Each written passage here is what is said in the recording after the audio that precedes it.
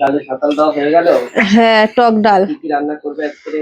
আজকে অনেক কিছুই রান্না হবে, প্রতিদিনই তো অনেক কিছু হচ্ছে, আজকেও অনেক কিছু হবে।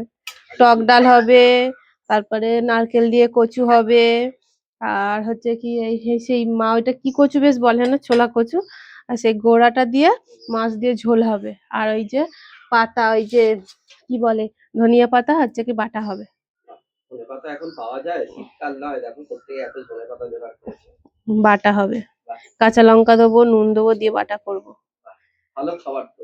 হ্যাঁ, আর সুন্দর, লেবু দেবো, লেবুও ঘরে আছে, একটু লেবু দেবো, মানে ভালো আরো ভালো লাগবে খেতে। সুন্দর খাবার হবে। আর সকালবেলা তো আর একটা টিফিনও হয়ে গেছে, রুটি বেগুন ভাজা, ওটাও হয়ে গেছে। সকাল থেকে রান্না হতেই আছে আমাদের। মা সকাল থেকে উঠে কুন্ন কাটে, আর আমি সকাল থেকে উঠে রান্না করি।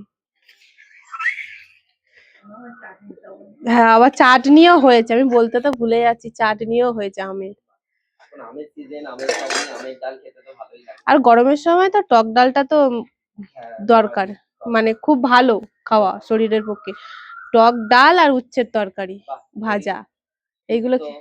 হ্যাঁ, এই যে আমাদের এই যে উচ্ছেও কাটা আছে, ভাজা হবে এই যে।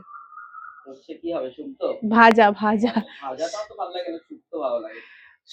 মানে ইয়ে তো শুক্তো সবসময় তো, শুক্তো তো একটা অনেক কিছু লাগে না, শুধু তো উচ্ছে দিয়ে হবে না।